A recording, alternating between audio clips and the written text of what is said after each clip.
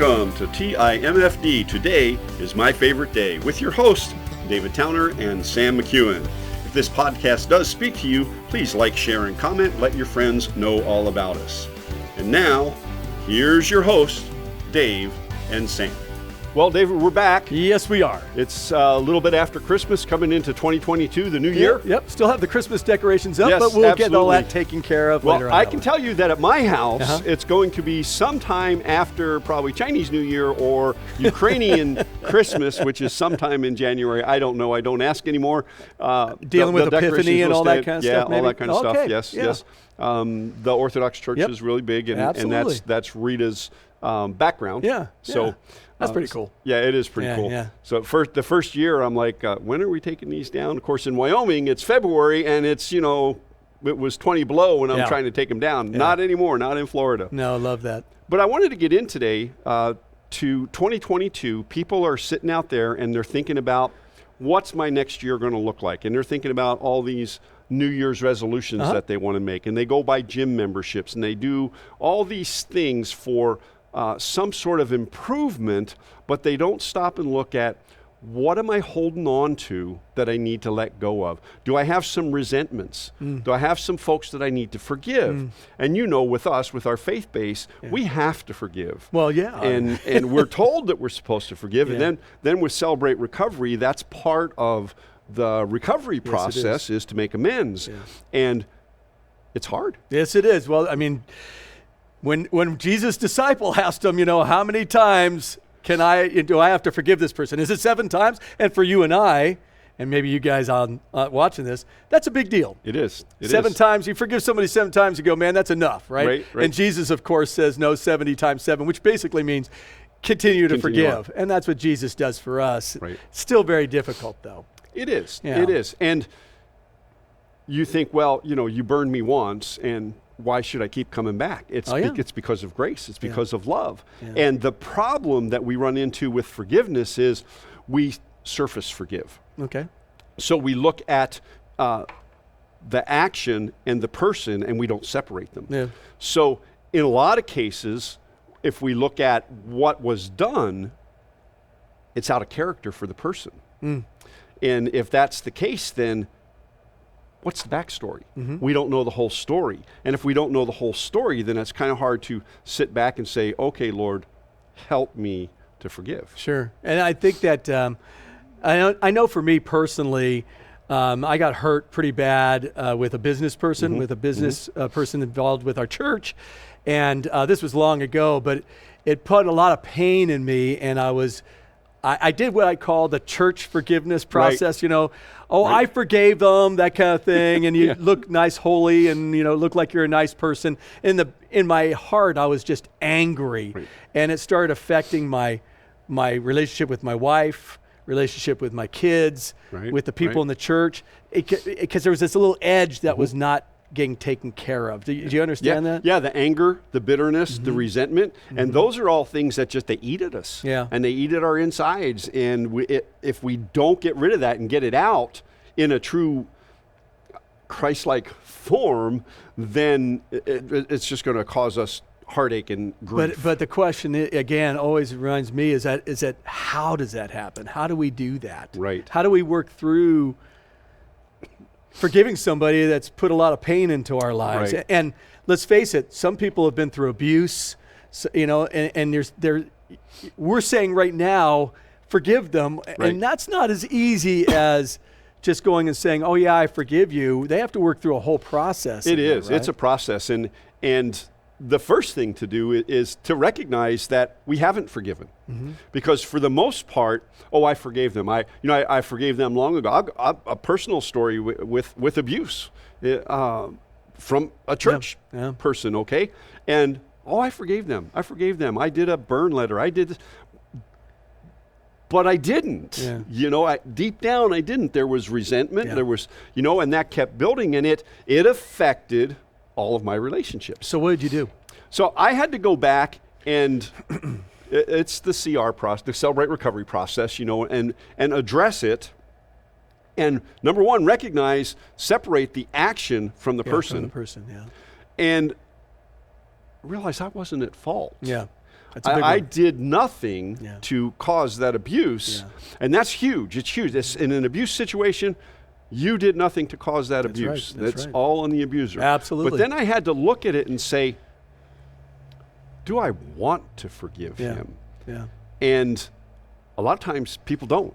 Well, They and don't want to. that's the responsibility, right? The Right. responsibility is there's their part, the thing that they did to us.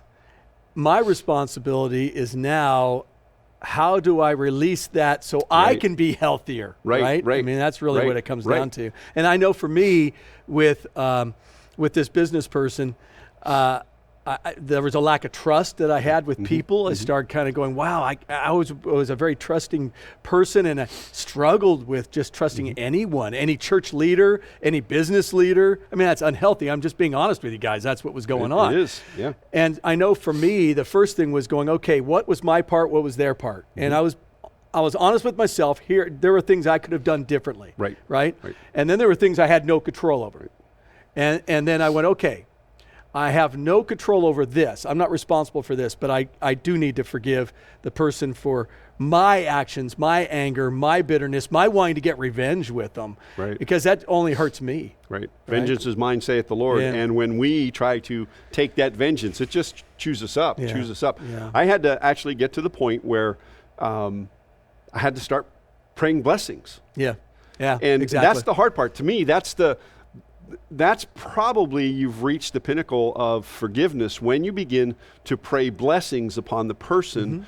And you don't have to, you just ask God to bless them. Yeah. I don't get real specific. No. I just say, Lord, just, you know my heart, and I want you to bless him however whatever form it takes. Well, and that's hard to do when you It is. if you've gone through a divorce and you're having to deal with somebody in a divorce setting, and they have an ex that's over here, and that ex did a lot of damage to them, to you, but that anger continues to kill us off, right? We're Right. getting angry towards them, Right. and they may not even be feeling it. We just got to find out where's our part, their part. Release the stuff that we have no control over, Right. and be able to say, God, here's my responsibility. I need to clean this up for me. Right. Right. And you just hit on something really, really kind of, think about this, folks. We have the resentment and the anger towards this person out there, and we're holding on to all that. We haven't forgiven. They've gone on their merry way. I know. You know, I know. they've gone and maybe don't even realize what they've done. They're living in a whole different world. Maybe they do realize, but they don't care. Yeah, You exactly. know? And here we are getting eaten alive from the yeah. inside out Yeah. because we're holding on to all that. So we really do have to come to a place of peace when it comes to it's time to forgive. Well, and also on simple little things like, I tell people, hey, man, I'm a type A personality. If I say something that hurts you, you got to come to me. I may Right. not even know I did it, Right. right? And I remember one person in the church was just angry with me for about 2 or 3 months. I'm going, why are they, I didn't know it. And then they finally came up to me because they weren't talking to me. And I finally went, hey, something going on. I've been angry with you for the last 3 or 4 months here. And I went, wow, really? So they finally expressed it. I got to say, I'm sorry. Right. And then they realized I've been wasting all this time and you didn't even know it. You know? I didn't even know it. I didn't How know much it was gone. energy have we wasted over Yeah. the years holding on to it, and another person doesn't even know? No. And, so there's a reason Jesus said 7 times 70, and there's a reason he told us if you bring a gift or you bring an offering Yeah. and you have something against a brother or your brother has something against you, leave it. Yep. Leave it Yep. and go make it right. Yep. And that's hard. Folks, we're not saying that any of this stuff is easy. It's not, okay? But we have to begin to learn to let go of the resentment, the bitterness, the anger. And what a better time than 2022, starting off a new year.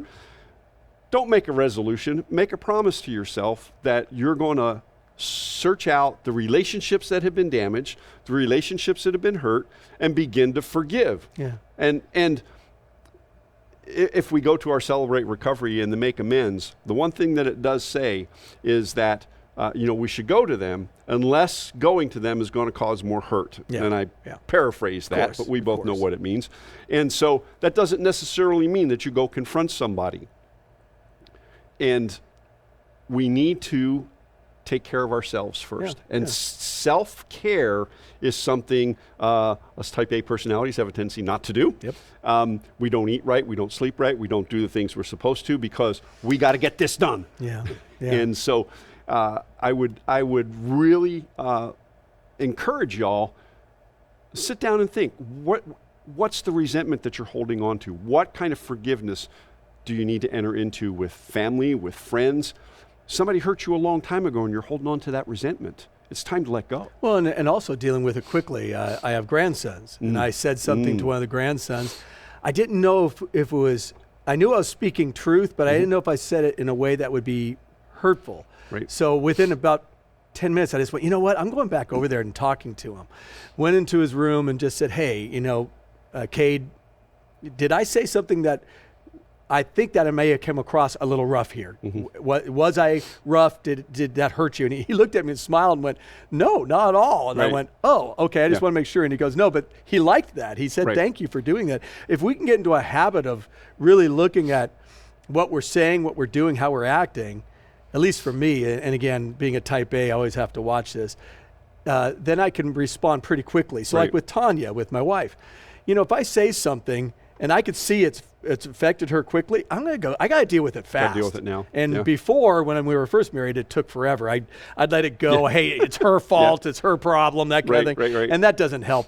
No. That doesn't help anything, just so you know. No, it doesn't. Not at all. No. And just going and saying, hey, I believe that what I just said here hurt you. And then she could express that to me. I can paraphrase it back and then ask for forgiveness, and we move on, and learn from it. It's unfortunate that we were all raised with the phrase, sticks and stones may break my bones, but words can never hurt me. Yeah. Trust me, words can hurt more than sticks and stones because it's a deep hurt. Yeah. And wounds heal. But so my question is what do we do with this? If someone's watching this, they may be at our church, they may not be at our church, they may be in a different part of the country. So when we're talking about Celebrate Recovery, we're talking about stuff that we know that we're connected to right here. So let's say someone's been hurt or someone's hurt somebody else. What can they do, and what would you suggest for them to do to get into a healthy place and start 2022, as we're saying, in a good way? So I would say the first thing is to recognize the difference between the hurt and the person, the action and the person. Separate it out. You don't know the whole story. If somebody has offended you, or you think you have offended somebody, and you're still at least talking, ask. David, we talked the other day, and I said X, Y, Z. Did that offend you? Yeah. And hopefully you have a close enough relationship that you can take care of that. If we don't go into it recognizing our part, recognizing the fact that we've been offended somehow, and why. If it's an abuse case, that's a whole different scenario. What would you suggest somebody that did go through an abusive situation? Could be in a marriage, could have been sexual abuse, physical abuse, emotional abuse. What would you suggest for them to do? To me, first off, you can't do it by yourself. No. If you think you can correct an abuse situation, even a lot of forgiveness situations by yourself, you cannot do that. And it is not weak. It is not, I don't know a better word, weak, to seek help. Now, here, if somebody comes here, we would recommend Celebrate Recovery. We have a list of Christian counselors and things like that. Definitely. But here's the thing, and this is, and I have pastor friends who totally disagree, and they're going to disagree with this statement. If you're in an abusive situation, it's time to get out. And you need to seek help to do that, because there's a pattern and a cycle in abuse relationships, and you have to break that pattern and cycle, and you don't want to become an abuser to break that cycle. And that happens a lot. That's why there's so many layers to this. So we're not trying to pretend that we're coming up with something, at the beginning of the year and saying, okay, now you're all cleaned up. We're just saying, here's an open door to say, is there some resentment, some anger, some bitterness in me that's towards somebody else? Right. And what do I need to do to clean that up so I can become healthier for everyone else around me, right? That's really the key. That's exactly what we're saying. And so then from there, if you have any questions about what to do with that, you can email us here. Yep. I know for me, it would be contact at davidtowner.com. And I can get you information. You could also, if you need to, you can contact our church, and that's office at theharborfl.org. And I know that our office people will help you wherever you are. If you're calling us from a different country, they'll help you because we know different places we can get you guys connected. Yeah, so. And it doesn't matter. You don't have to belong to the church. You don't have to be in the area. You can be anywhere in the world. We will help you find the people that you need to get in contact with. I can be reached at sam@aliveandatpeace.com. And if you email me there, I will certainly try to hook you up with the right people. And we're coming to the end of our time today. If you have some questions about forgiveness and why it is so important, don't hesitate to reach out, drop a comment, make sure you like and share this podcast. Obviously, we want to spread the word as wide and as far as we can. So please like and comment. And if you have any questions, drop a question, or they can reach you at... Well, I already put that email up, but what we could do is, let's do this. Let's go back into this subject a little bit more in our next couple of podcasts on different angles. So my hope is that it'll help you guys in making some good choices that we're wanting to make too. I want to get healthier constantly. Yes. And we're going to get hurt. Life is... That's part of life. You're going to get hurt. If you're with people, you're going to get hurt, or you're going to hurt somebody else. It's just how do we get into a healthy place to do that? Would you agree to that? I would agree. And I think the next time we come together, we should talk a little bit more, dive deeper into forgiveness and the steps to take. And maybe we'll come up with some resources we can drop in the comments. Oh, yeah, definitely. So. I think that'd be perfect. So for us, we just want to make sure you guys are getting in a healthy place, that we're getting in a healthy place, and together we'll have better relationships and we'll just be healthier people in general. Right? Absolutely. So I know you were struggling this morning with some health issues. Oh my gosh. Today still your favorite day? It is. Today's my favorite day, no matter what. Right. Today is our favorite day. Thanks for being with us. Until next time, live intentionally and be blessed. Guys, take it easy. Thank you for listening to TIMFD. Today is my favorite day. The views, comments, and opinions expressed here today are those of the hosts and guests alone, and Dave and Sam are solely responsible for the content of this podcast. TIMFD, Today is My Favorite Day, is produced and directed by Alex Korn. Music is composed and performed by Chuck Vaught. Thank you for listening. Have a great day, live intentionally, and be very blessed, my friends.